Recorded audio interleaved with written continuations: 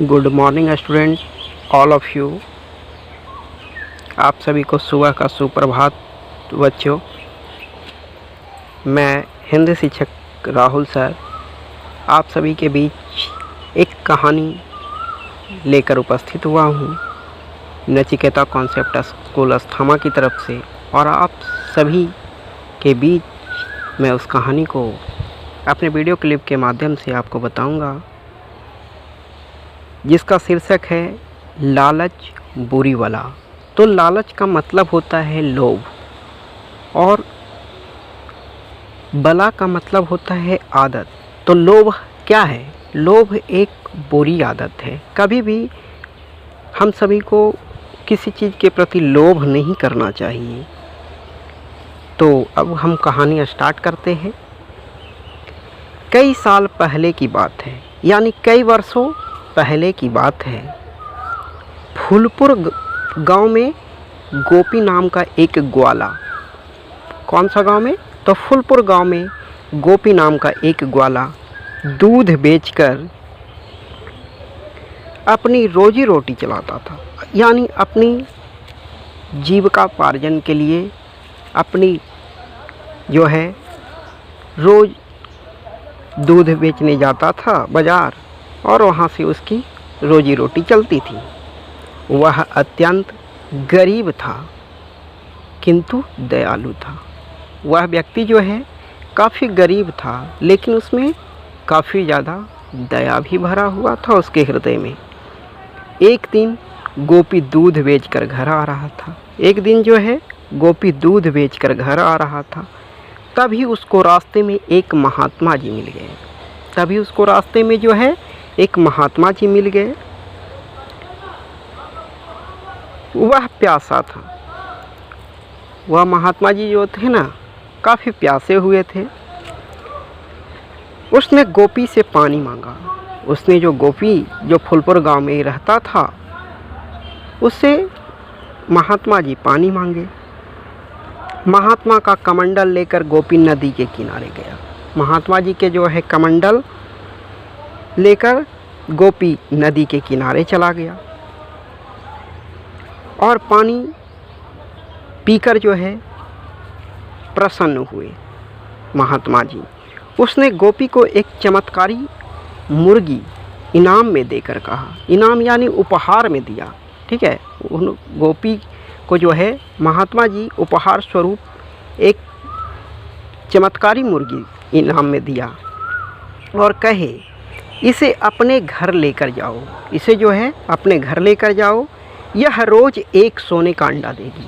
यह रोज़ कितने अंडा देगी? तो सोने की रोज़ प्रतिदिन एक अंडे देगी। गोपी सोने का अंडा देने वाली मुर्गी गोपी सोने के अंडा देने वाली मुर्गी पाकर बहुत काफ़ी खुश हुआ, और उसे लेकर घर चला गया।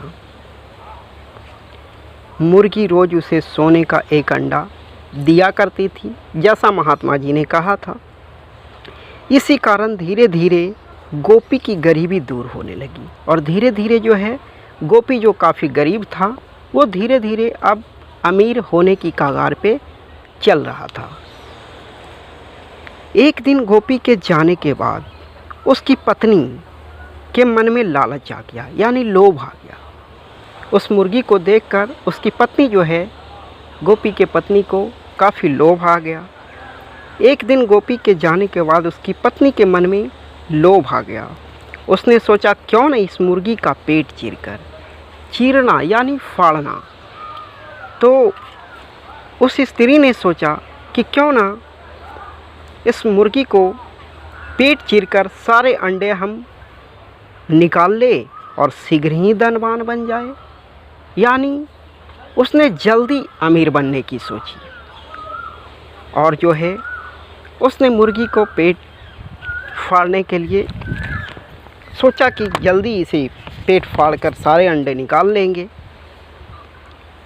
और हम शीघ्र जल्दी ही धनवान बन जाएंगे। मूर्ख स्त्री ने बिना सोचे समझे मुर्गी का पेट चीर दिया। मूर्ख स्त्री जो है गोपी की पत्नी, वो मुर्गी का पेट चीर दिया। थोड़ी देर बाद मुर्गी तड़प तड़प कर मर गई। थोड़ी देर बाद क्या होता है कि वो मुर्गी जो है तड़प तड़प कर मर जाती है, परंतु उसके पेट से एक भी अंडा ना निकला। परंतु महात्मा जी के द्वारा दिया गया उस मुर्गी, चमत्कारी मुर्गी के पेट से एक भी अंडा नहीं निकला।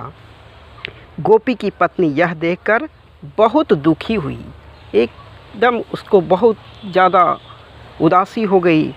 जब शाम को गोपी घर आया तो मुर्गी को मरी हुई देखकर, जब शाम में गोपी जो है घर आया तो मुर्गी को मरी हुई देखकर बहुत क्रोधित हुआ, यानी गुस्से में आ गया। अपनी पत्नी को डांटा और कहा, लालच के कारण हमने अपनी मुर्गी खो दी है, यानी तुम्हारी लोभ के कारण ही मैंने उस चमत्कारी सोने की अंडा देने वाली मुर्गी को खो दिया है। अब यह सोने का अंडा नहीं देगी क्योंकि वह तो मर गई, यानी अब जो है ये चमत्कारी मुर्गी सोने के अंडे तो नहीं देगी क्योंकि वो मर चुकी है।